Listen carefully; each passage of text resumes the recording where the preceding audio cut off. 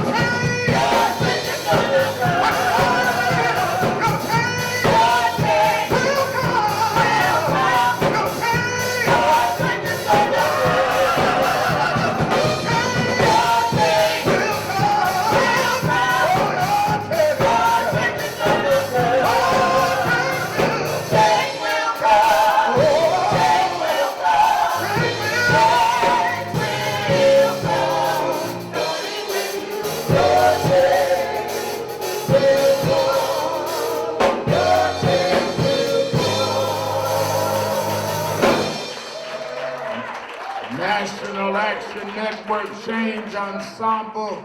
Give them a big hand. Give them a big hand.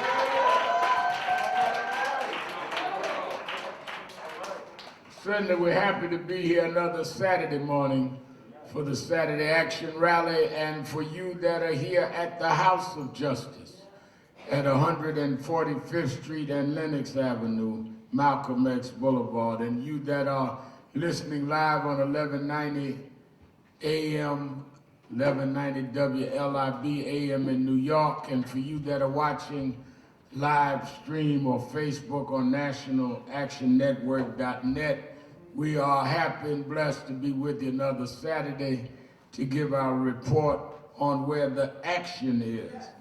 Give a hand to our presider, Attorney Michael Hardy. And give a hand to our inspirational preacher this morning, Reverend Malcolm Byrd. Certainly we enjoyed his message, and he pastors the historic Mother AME Zion Church here in Harlem, and he has done an awesome job since he's been here in Harlem. He works with us and is a gifted preacher. And you have to be a gifted pastor to pastor Mother Nixon. You got to have extra skill. You got to have extra skill, because she'll call you out in the middle of the service. So you better be on point. Mother Nixon in the house. Give a hand to Mother Nixon.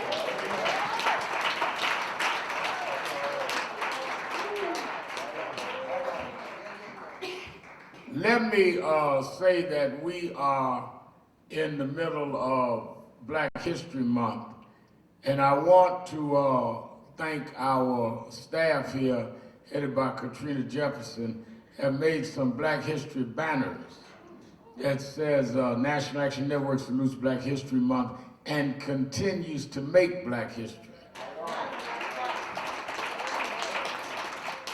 And they have photos here from the March on Washington '63, and then down to the March on Washington last year. And then they have figures of our history, Fannie Lou Hamer and John Lewis, all the way down to those today. And so they're doing this fundraiser. You can have a banner for $10, hang it up in your house, in your church, in your business, but see them and have your National Action Network banner. That's one thing that I think is very important, is that the best thing you can do, the most appropriate and needed thing you can do during Black History Month is not only study Black history, but then continue Black history. You need to study it, but you also need to make some. And a lot, I've in my journey met folk that knew more about what we did than what we are doing. And some people become the custodians of great information, but never implementation. Same thing in the church. You got folk that talk about what God did rather than what God does. If you were sick and in the hospital, you don't need the doctor come and tell you what happened to the patients he used to have. That might be a good reference for you to choose him or her, but once you choose them, you want to know what they can do right now. I worry about, back in the day I was good at this. Well, how you doing today? And you cannot celebrate Black history by making mockery in the Black present. I was listening on the air this morning as young brother Diallo spoke for Youth Huddle. Give him a hand, brother Diallo. And as he was recounting it, one sentence he said got me thinking. On the day that we were celebrating the birth of Martin Luther King, federal holiday, the holiday itself was a struggle. Had to fight to get the holiday. On that day that we were fighting, young brother Diallo said that evening, some young Black men decided to violate a Black woman here in Harlem. Think about that now. Everything closed. Banks closed, schools closed, state office, federal offices, courthouse, everything closed to celebrate a Black man that never held public office. But young Black men see it as no aversion to on that day to violate a sister in the neighborhood. Which means that we got the holiday, but we're not translating the information of the Spirit in our community. That is why it was important that Huddle and others march on that day. Because the day doesn't mean anything if you don't condemn those that mock what it's all about. Ain't nothing worse than people run up and down the community with a Malcolm X hat on selling dope.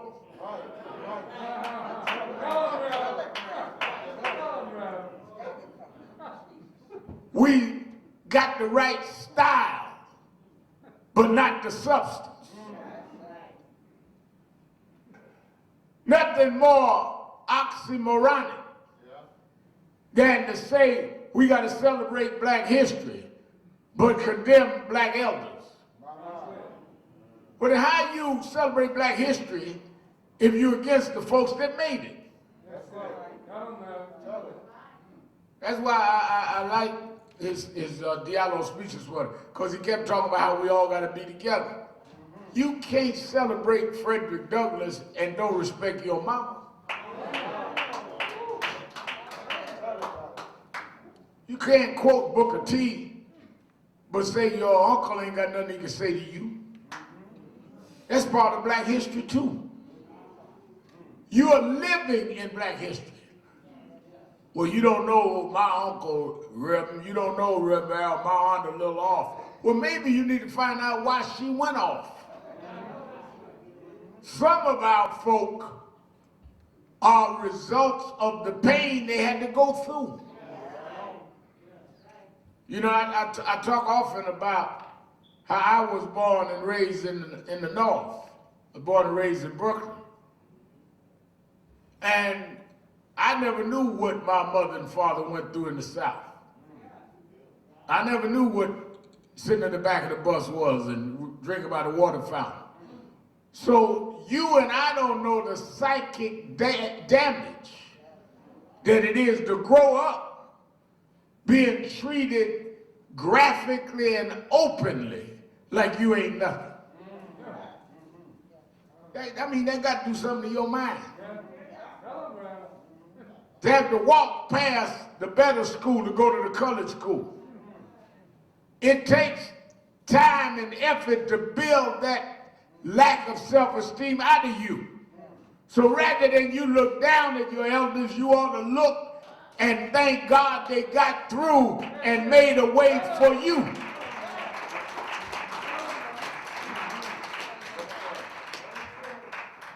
You're looking down on what lifted you up. Let's welcome our family Impact Television watching us.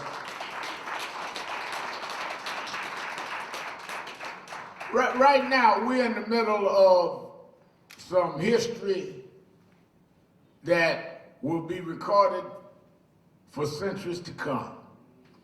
We are in the middle of the most graphic, harmful, and dangerous pandemic this country has ever seen. 200-300 years from now, they will be talking about the pandemic of 2020 and 21. When the pandemic started becoming known and established in March of last year, everybody felt it would be over in a matter of days, if not weeks. We are now at the end of the first week in February of the following year, and we're still in the grips of a pandemic. No one thought that the most sophisticated, the most powerful, the wealthiest country in the world could be shut down for a year. But it was. Sometimes you think that you're beyond the reach of gravity. But things happen that will bring you back down to the ground. You can break statutory laws, but you can't break the laws of nature. You go home, get an argument with somebody in your family, you can break a glass, or break a plate, whatever you do to get mad. But if you open up the window and jump, the law of gravity will make you break your neck. Some laws ain't got nothing to do with you. I don't care if you got on good clothes, bad clothes, whether you got a degree or uneducated. If you jump out the window, the law of gravity don't ask you your degree, your pedigree, your lineage. The law of gravity takes over and brings you down. But that is what has happened to this nation with the pandemic. All of these people that were so smart couldn't come up with no answers because there was something beyond their capacity to deal with it. Now, the ones that suffered disproportionately was us. Why? Because we were already in a disproportionate environment. We lived in communities that had no health care or little health care. We were the disproportionate amount of essential workers. So we had to go to work while others could sit home. They talk about don't go to work from the home virtually. Well, for those that lived in deserts, where broadband deserts, where you couldn't get Wi-Fi. Some of y'all live in buildings where Wi-Fi is not available. So how you going virtual if you can't get a connection? They tell the kids, well, don't go to school, learn and do your lessons virtually. Well, that's the assumption that they live where they can go online. All that we had been raising before the pandemic, all that we'd been rallying around and marching, became front and center because the pandemic snatched the veil off of the racial inequality in this country. Pandemic didn't cause it, it exposed it.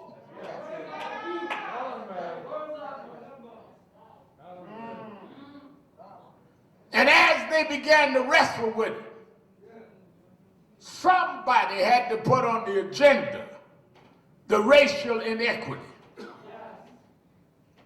When we started raising that, they said we were being divisive. No, we were raising the issues of the divisiveness.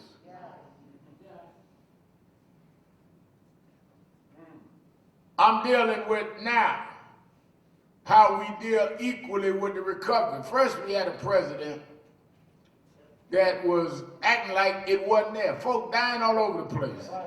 And he acting like everything gonna be cool, don't worry about it. I mean, just whistling through the cemetery. Folks just dropping dead everywhere. Trump got y'all watching him. Oh, don't worry about it. It'll be over just 2 or 3 people. Finally, it took all that and get rid of him, and he continued his illusion. People voted him out, and he said, didn't happen, don't worry about it. And then incited an insurrection. Now, let me say this. This week coming, I'm going to have some of the members of the Senate and the Congress on Politics Nation this evening. And make sure y'all watch MSNBC at 5. And then tomorrow they have out this movie, One Night in Miami. And it tells the story of the night that Muhammad Ali, who was then Cassius Clay, won the title in 1964 against Sonny Liston in Miami, Florida. And that night, he and the singer Sam Cooke and football great Jim Brown and Malcolm X spent that evening together the night he won the title. So I got tomorrow night, the only one still alive, well, I guess it's gonna be Jim Brown. Because I want to talk to him about what really happened that night, and it's Super Bowl Sunday tomorrow. I know that some of y'all don't watch Super Bowl, and I know that Tony Hardy sleeps through half the Super Bowl. He make it to about halftime, and that's about it. But my drummer and Tyrone, they get them little cupcakes and y'all watch the Super Bowl.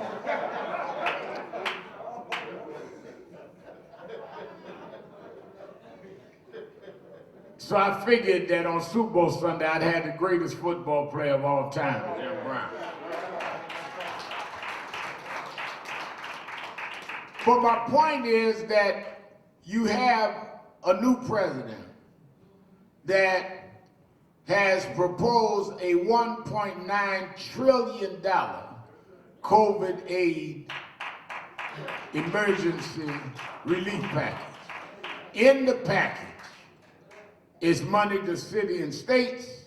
It gives $1,400 more to American citizens. People got $600. It brings it up to $2,000. It deals with money for vaccine distribution and money for COVID-19, among other things. The Republicans come back in and say, no, we only want $600 billion, which is $1.3 trillion less. Now, why are you negotiating money going to states and cities when people are dying? I'm looking at news this morning while I'm working out, and they said, well, we're getting the best results we've had in weeks. Only so-and-so thousand people died. Like, that's good news. And the problem, Reverend Byrd, is when we normalize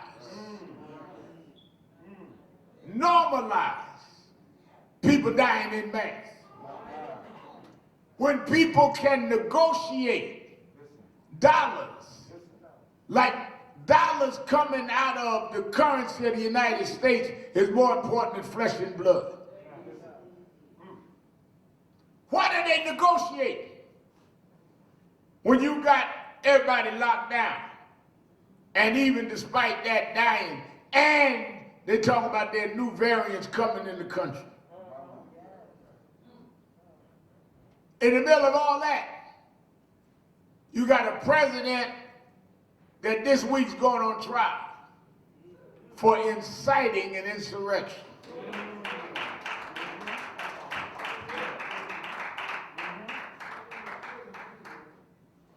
One of the things I think people miss is that there was a military coup d'etat in Miramar last week.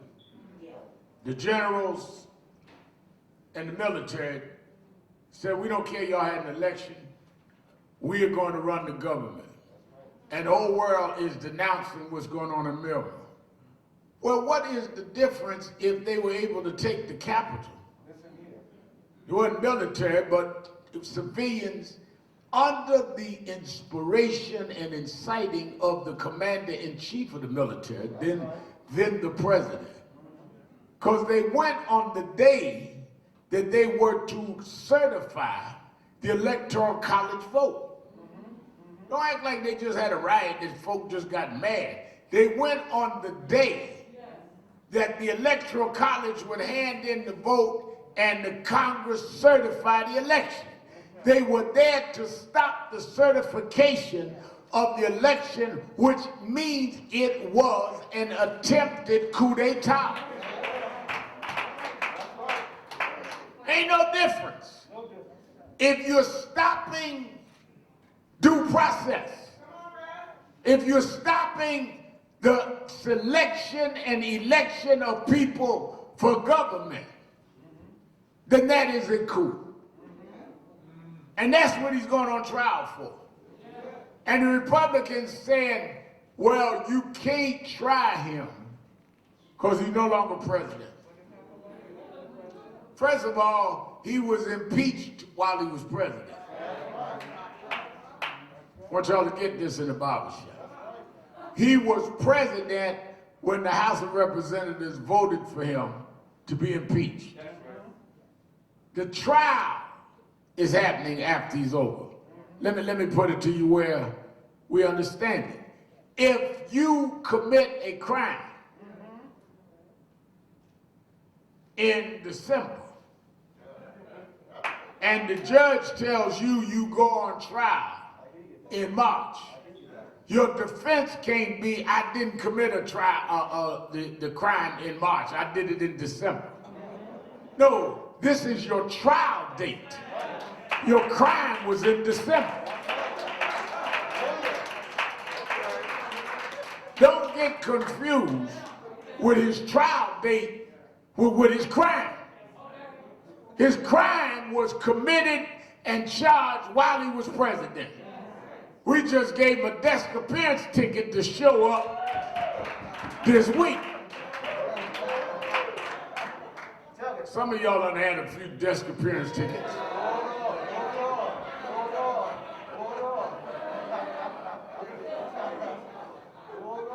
I mean, they arguing this like it made good sense.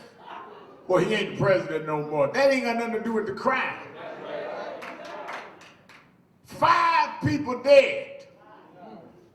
5. One of them they had laid at stake in the Capitol this week. 5 families broken up. Why? Because the president said, come to Washington.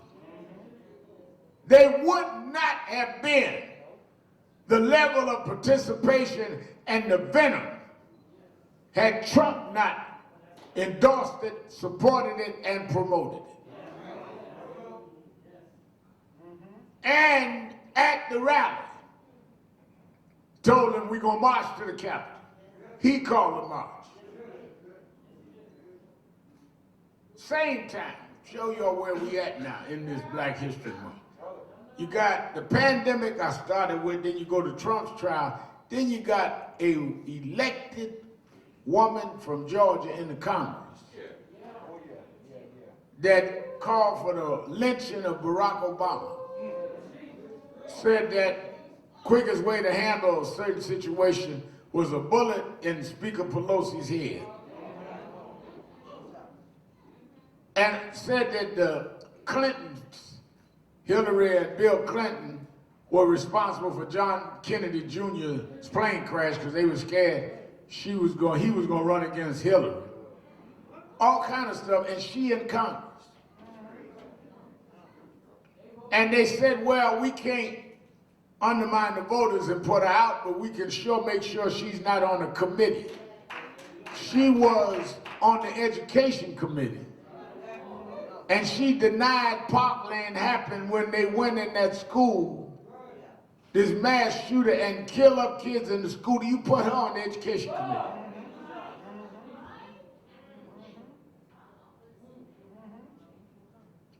And the Republicans meet with her and refuse to take off the committee. That's why I tell y'all, all this now is instructive for y'all. That's why I tell y'all, that's why I say, young brother Diallo, they be telling y'all that I be dealing with old school. That's why I tell y'all, be careful what you say. Because a lot of folk couldn't criticize her this week because y'all been shooting off at the mouth saying dumb stuff yourself.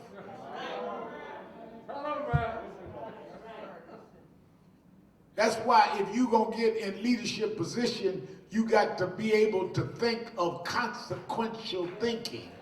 Saying, I better not say this because it robs me of the moral authority to call other people out because I done said some ignorant stuff myself. Well, you got to understand, Reverend, we just got mad. Yeah, that's what the woman that slashed your husband said too. She just got mad.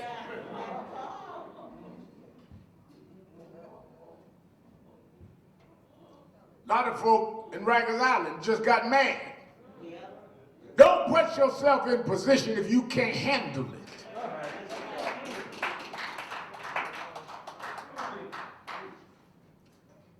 So to show you the picture where we are, is you've got a pandemic that we still are not getting equal distribution.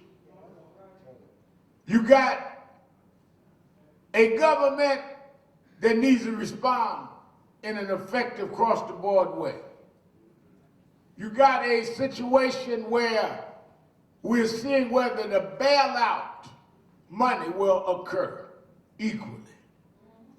And you got members in Congress that are openly QAnon racist. That's where you are. in Black History Month 2021. You got folk on both sides that all they want to do is exploit matters rather than solve. I heard him talking earlier in this broadcast about the vaccine and all. A lot of us is skeptical about vaccines based on history. But a lot of us have said, but it's new development, blacks are involved in making the vaccine, we're gonna take it. Well, that's up to you. But don't condemn folk for taking it, if that's what they choose to do. Just like ain't nobody condemning you if you don't want to take it. God said to me, well, we're mad, you know, it's a conspiracy to kill black folk. Then why are all the white folk online?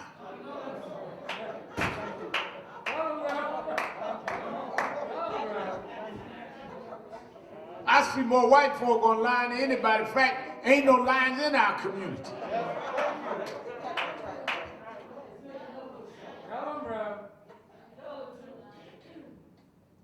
So maybe the conspiracy is to put out an old conspiracy so they get all the vaccine and we don't get none.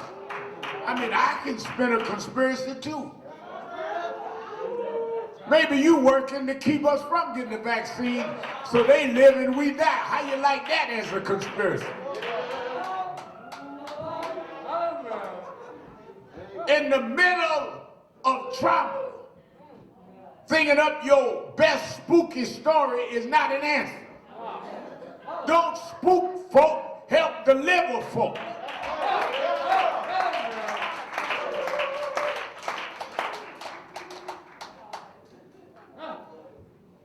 I remember I was visiting my cousin once. Something happened in another room. Heard a noise. I said, what was that? Spirits in here. I said, what spirit? Don't move, you heard that, some spirits in here. About 5 minutes later, a cat came across it. I said, there wasn't no spirit, there was that cat in the other room.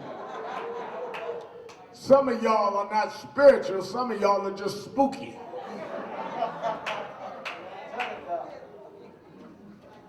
There's a difference between spooky and spirit.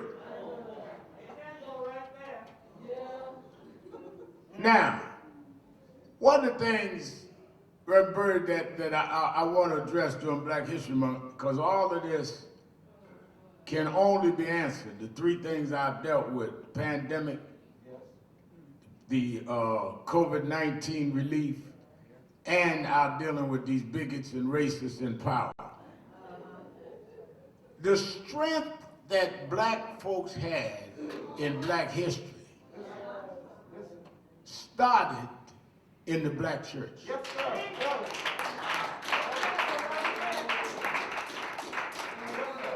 I'm glad that Dr. Henry Louis Gates next week, I think the 16th, on PBS is doing a 3 or 4 part series on the black church. And some of us did some of the interviews for it. Let me explain something. The first institution that black folks had in this country since we were brought here as slaves was the black church. You gotta understand the backdrop. This Black History Month, let me take a minute. I started this week, I'm a visiting professor at the university, at the Tennessee State University. So next time I preach at Mother Amy Zion, I'm Reverend Professor Al Sharp.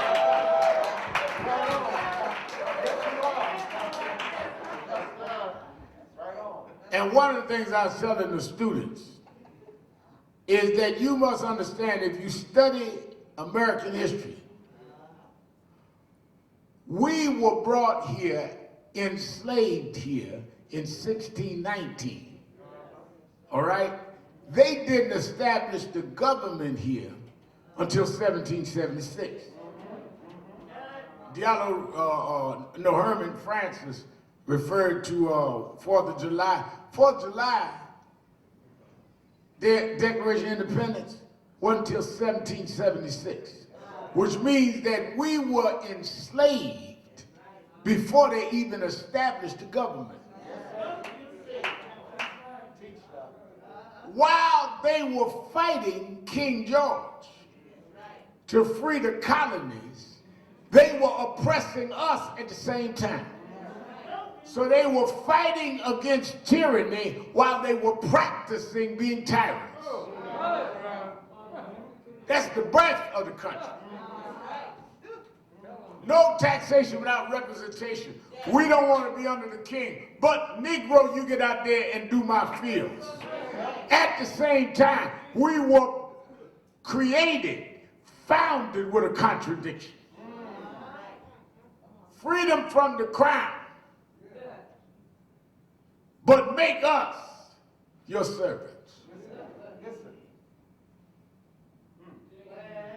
When they formed the government after the American Revolution, where they fought the British now, that was the fight, the American Revolution. First person to die in the American Revolution was a black man from Barbados named Crispus Attucks.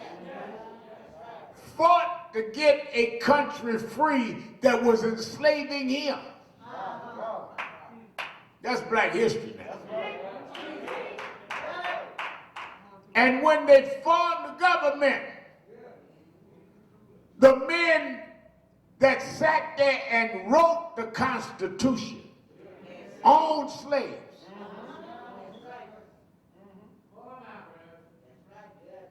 So let's be clear that when somebody tells you that you're obsessed with race, you are not obsessed with race. You're here and been put in a certain socioeconomic place because of race. Any black that does not deal with his race status is someone that does not understand their history and their present. We were not brought here to enjoy the new world. We were brought here to service and be enslaved by those that enjoyed the new world. People up there talking about, we went to the new world and they went with manifest destiny to see what was out west. They wasn't talking about us. They didn't conquer the West for you. They conquered you. Now, the only thing that will sustain us, this is why I want to take my time on Black History Month.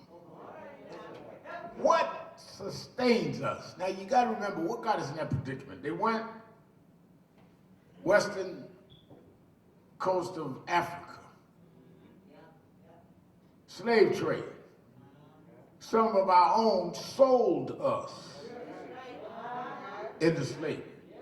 Don't act like now there wasn't some of us that was part of the deal. Now, you went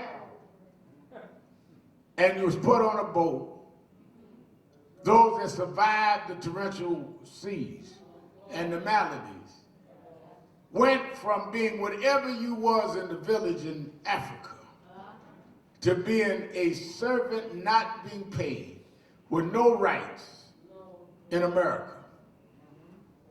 Just the psychological destruction there was. Think about that now. You're in a village, had a family, all of a sudden now you're in a situation where your family is sold away from you. Your wife could be violated and ain't nothing you can do about it. Your kids could be treated anyway and you better not object. Just the psychic damage that does. You go from something to nothing because somebody traded you like you're a bar of soap. That was all of our forefathers. what sustained us through that? You had no statutory rights, no legal rights, no rights at all.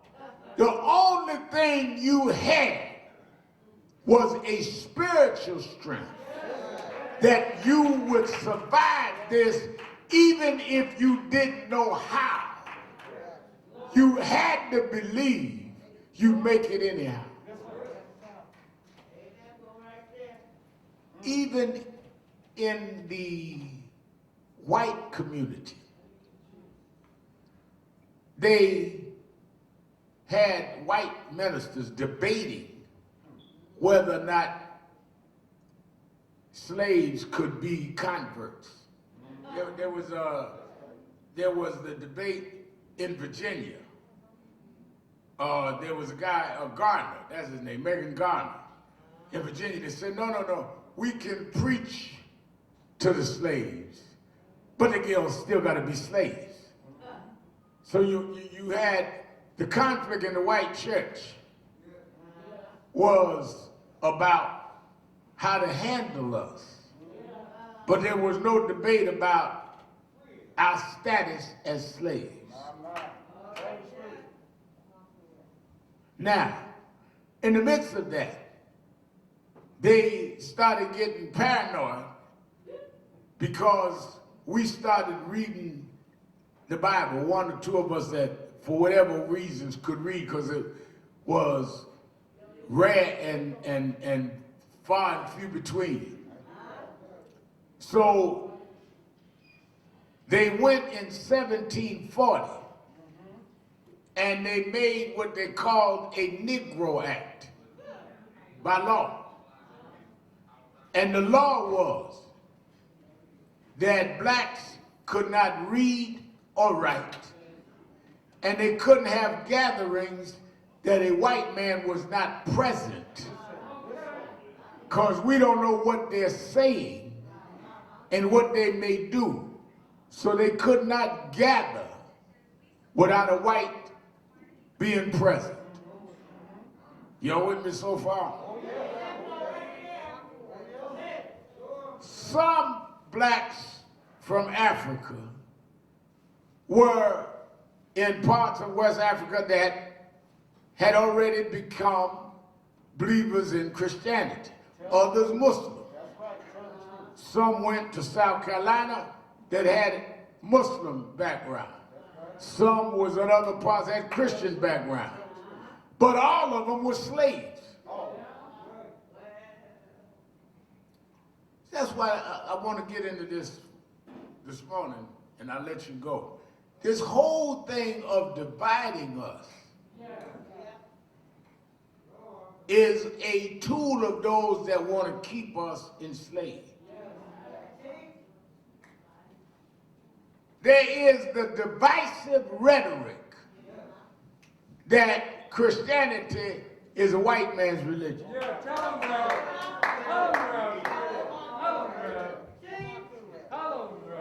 Fact of the matter is that many of us, I'm talking about black folks, I'm talking about our forefathers, brought Christianity with us from Africa. We didn't learn Christianity here. We brought our faith with us. And some brought Islam with us. And if you want to be honest about history, we've had Christian and Muslim slaveholders in the world. Don't act like any religion was all fair with us. We've been mistreated by all religions. Hello. I don't want a slave master to say hallelujah or assalamu alaikum.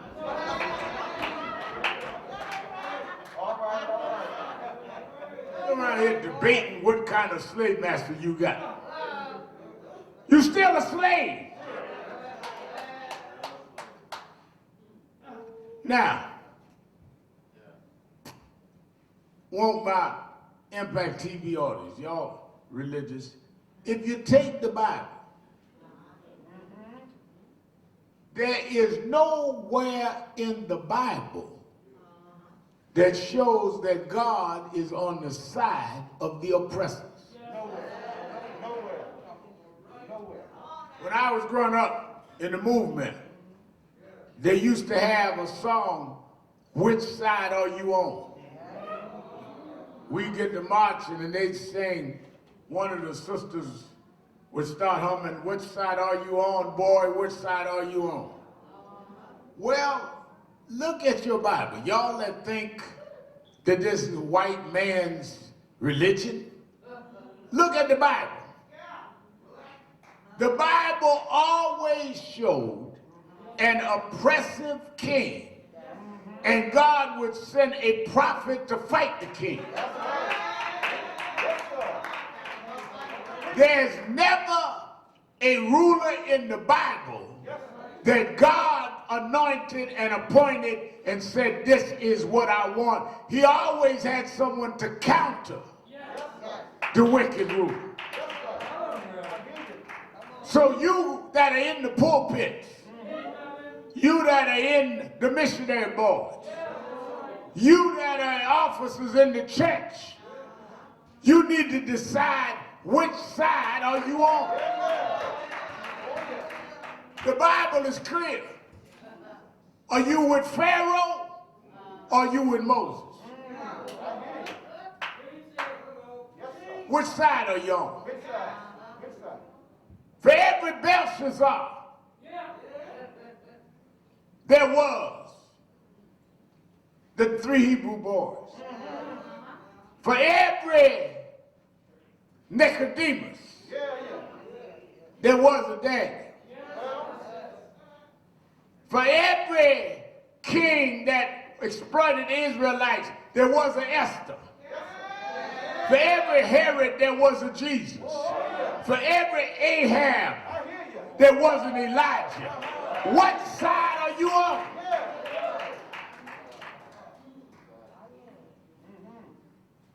It's the Christian thing.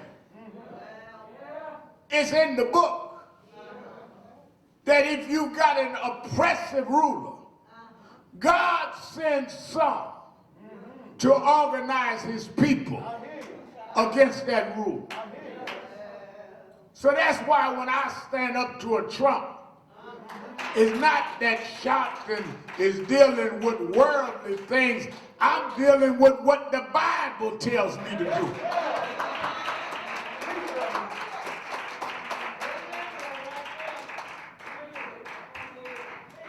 That's what Bird was preached about this morning.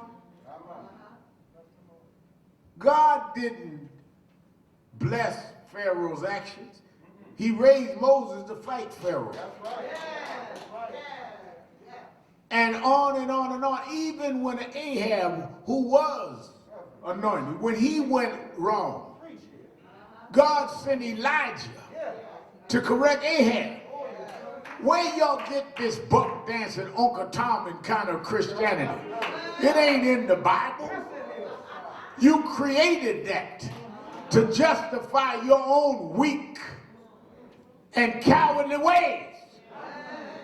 You don't belong up in no pulpit if you're afraid to fight the wicked in high places. People dying and you scared to speak up to those that are the source of the death, and then you're going to take a Bible full of liberation fighters and wave it at folk talk about, "I ain't getting out there and march like shouting them. I'm in the book." No, you ain't in the book. You need to read the book.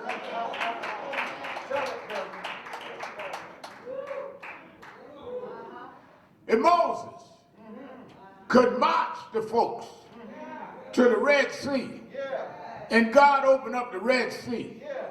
If Joshua could march them to the Jordan, and God opened up the Jordan, then we can march them to Washington, and God opened up the polls and bring down Donald Trump and bring in a black woman as the vice president. I'm in the book.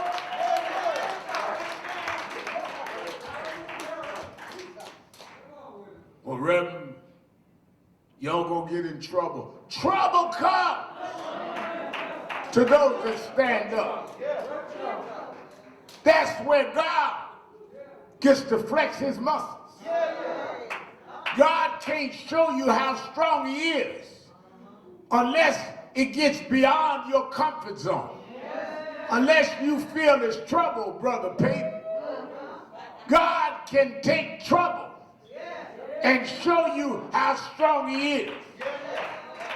What you mean, Reverend Al? We at the banks of the Red Sea. We in trouble, God. We can't swim. Folks is turning on us. Folks say, I brought him out here to die. That's when God flexes his muscles and show I can back the water up. Same thing in the Jordan. We're in trouble, God. What happened? We stood up to Nebuchadnezzar. Wouldn't bow to his music. Put us in the fiery furnace. Say you're going to heat it up 7 times hotter than ever before. Well, what side are you on, Shadrach? What side are you on, Abednego? What side are you on, Meshach? I'm on the Lord's side. Well, don't worry about trouble. God is in the trouble management business.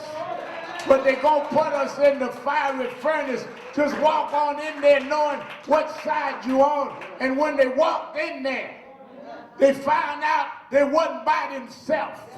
If God send you, he won't leave you alone. And Nebuchadnezzar looked at the furnace and said, I thought we put 3 in there, but I'm counting 4. And the 4th one was the Son of God. God will be with you in the flames if you choose what side you are.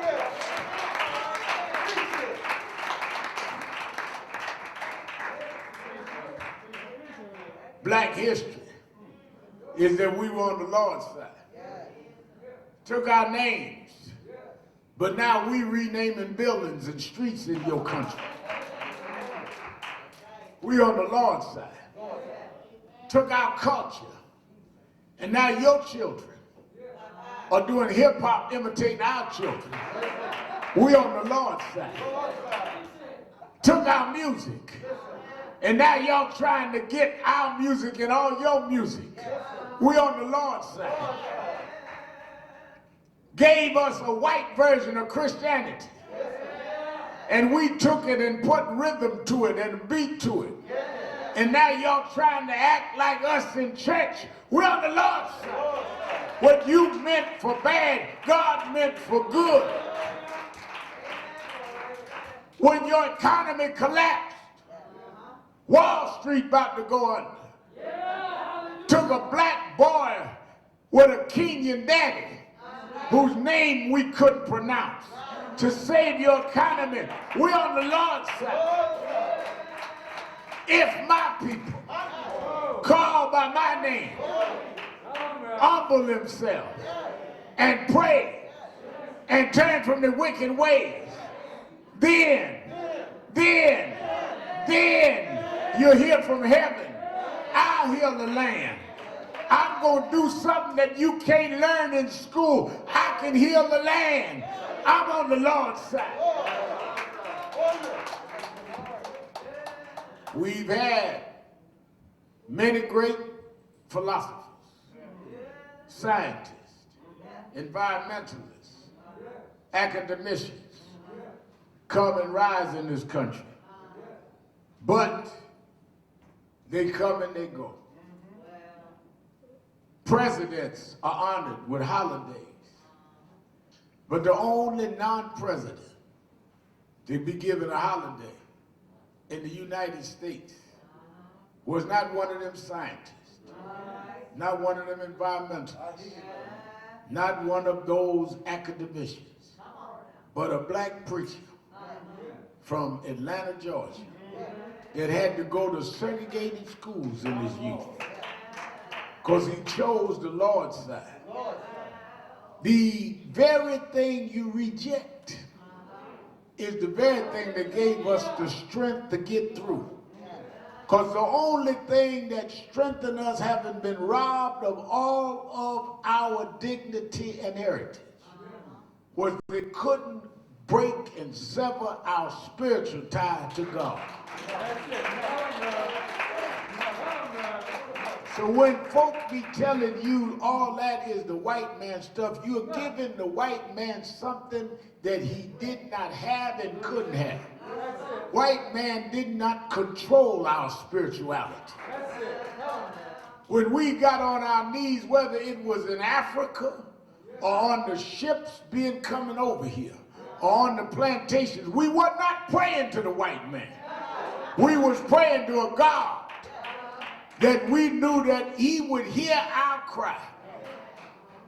And we knew if we were on his side, he'd make a way for us and break the bonds of slavery. Don't let them run you away from what sustained you in the first place. The danger is they will raise up a crew that will try and destroy the very thing that gave us strength. Ain't no accident that they take shots at the black church, because they didn't control that. Everything else they can take credit for. They can't take credit for the black church. They can take credit for all the stuff y'all got, but they can't take credit for AME Zion. They can't take credit for AME. They can't take credit for the Church of God in Christ. They can't take credit for the Baptist Church. We did that on our own.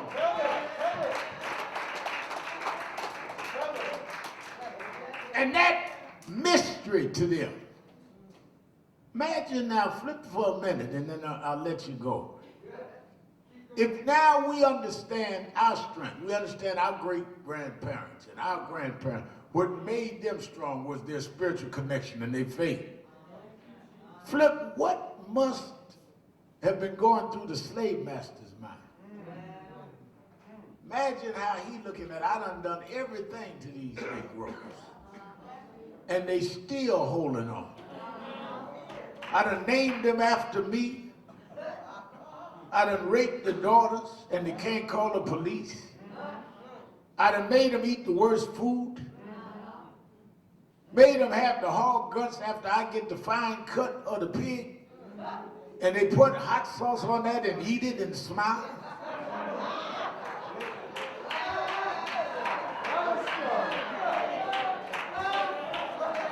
I mean, what is it about these folks?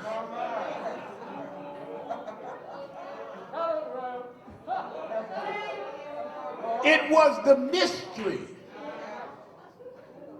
that always perplexed them. That's why they can't figure some of us out, because there is a connection that they can't explain. That's why there was a slave trader one day was bringing a whole crew of slaves. He'd cut his deal in Africa, paid his debt to the slave trader, and had a whole boatload of slaves he was bringing here. But he got into a storm. On his way here, he got into a storm. He didn't know what was going on. The slaves was down in the belly of the slave ship, and they kept humming and praying and humming and praying, and it was annoying to him. You know how some of y'all was, grandma be humming around the house. Y'all just wish she'd shut up. But that's how the slave master was, all that humming and carrying on. But when he got in the storm, when he thought that the waves would overtake the ship, when he saw the things that were holding the ship together break down, the slaves humming the hymn stopped making sense to him. And they hummed and they kept on humming through the storm. And when they got through the storm, this scared, frightened slave trader said, I don't know how they did it, but they brought us through the storm. He did not write the song, he just wrote the lyrics. The slaves wrote the song, because it was the song that brought us through. Amazing grace. How sweet the sound that saved a wretch like me. I once was lost, but now I'm found. Blind, but now I see. That's why they still confused. We 30 years this year now. They said we couldn't make it. How did they get there 30 years with no money? It was grace. How Sharpton still standing? We done prosecuted him and scandalized him. It was grace. How am I still going? It's strong at 66. It was grace. It was grace that brought me safe this far. And grace will lead me on. I know you can't figure it out, Donald Trump. It ain't regular grace. It's amazing grace. It's amazing grace. It's amazing grace. Amazing grace. Yeah. How sweet the sound that saved a wretch like me.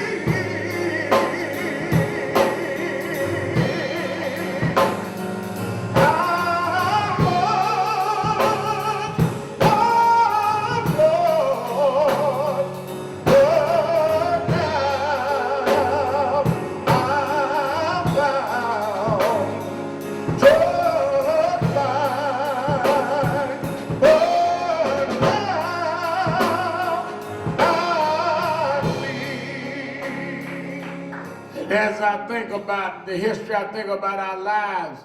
Life is not just a coast where it just goes every day. You go through ups and downs. You go through mountains and valleys.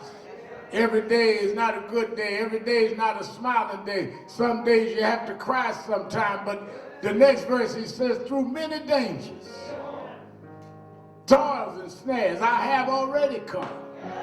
It was grace that brought me safe this far. I don't know when the pandemic will end, but it was grace that brought me safe this far. And grace will lead me on.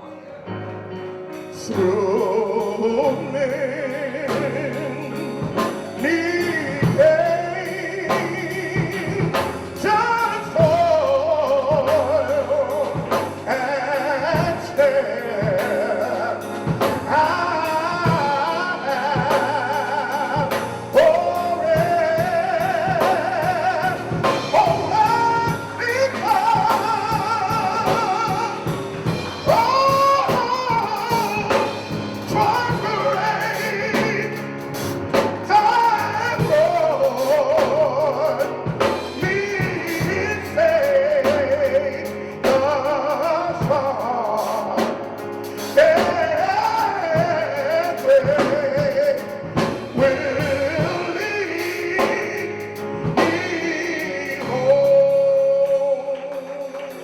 Everybody's singing.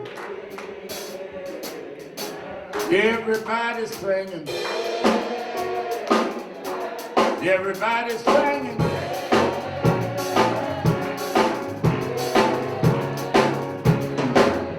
Everybody's singing. Singing like you mean it. Singing like you mean it.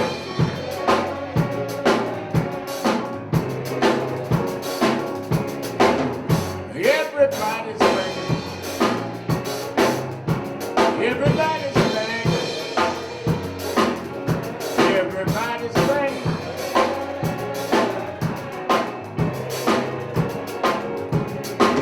I'm opening the doors of the movement. There may be someone here today that hears us on the radio, watches some of our activities on television, but never joined the National Action Network. You need to be an active member this year. You need to be part of fighting for justice and fighting for empowerment in our community. If you're here and never joined, there's no better Saturday than right now in Black History Month to just come down either aisle right to me and we'll sign you up right now. to become members of National Action Network. If you're listening by radio, you can call right now. People at the phone, they can sign you up right on the phone at 1-877-626-4651, 1-877-626-4651. But if you're here, come on to me right now. If you're not a member, come on and join right now. Everybody's singing. Everybody's singing. Everybody's singing.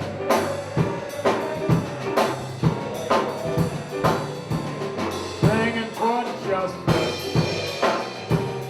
Singing for freedom. Everybody's singing.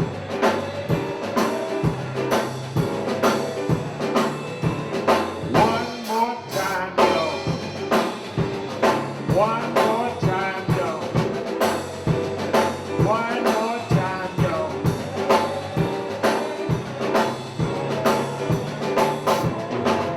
All right.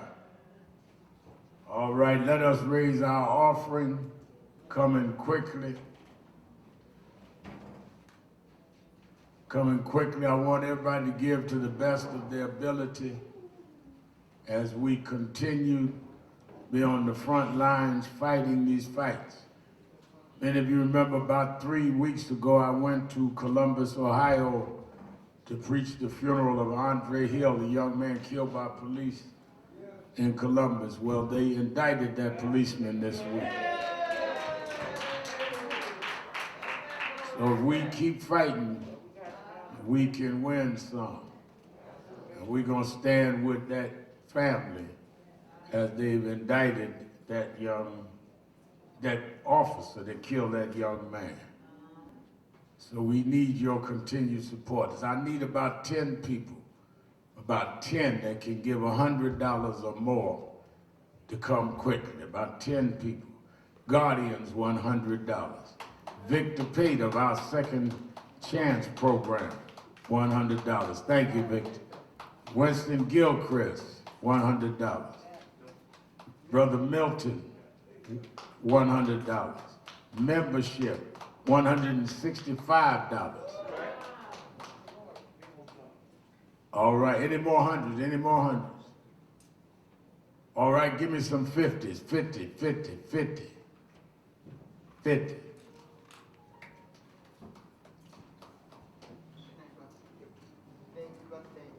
Brother David, $50. Alvin Ponder, $50.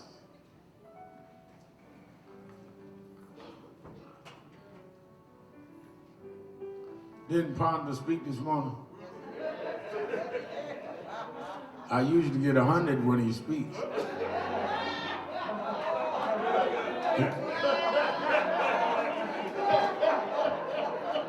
I know how to get him. I know how to get him. He thought I wasn't listening.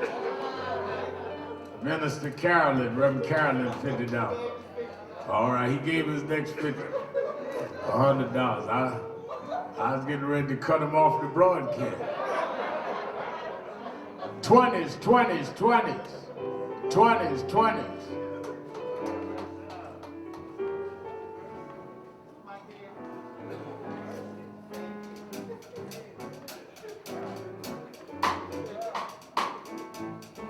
All right, Felicia.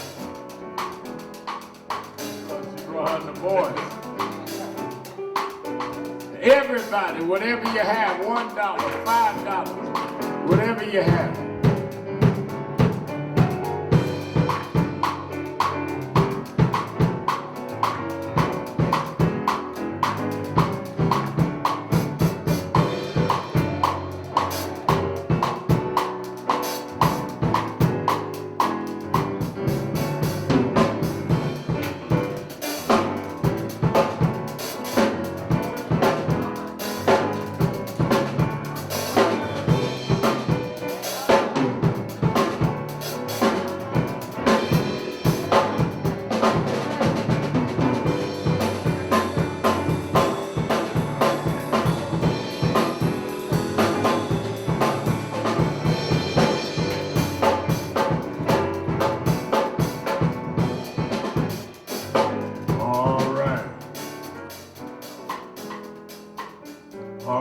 Thank you.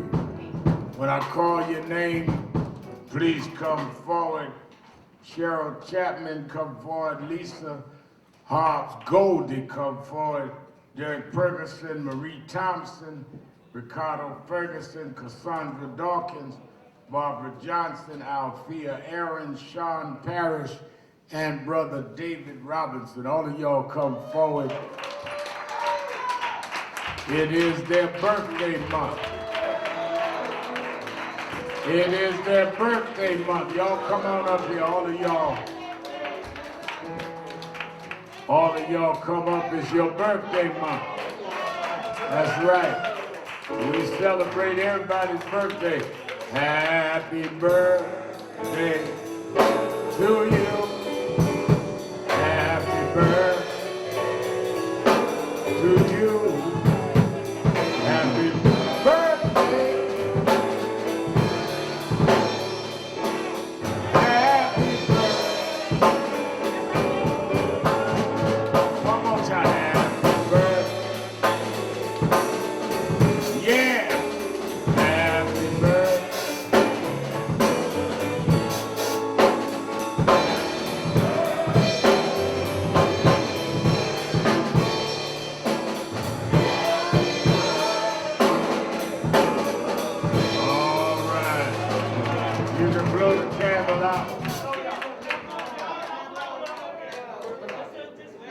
All right, they waved it out.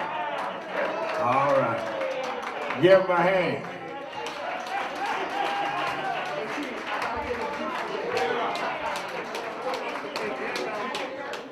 All right.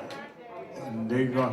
One of the reasons that we like to celebrate birthdays is the communal feeling. The National Action Network is also a family. And we celebrate each other. And one of the things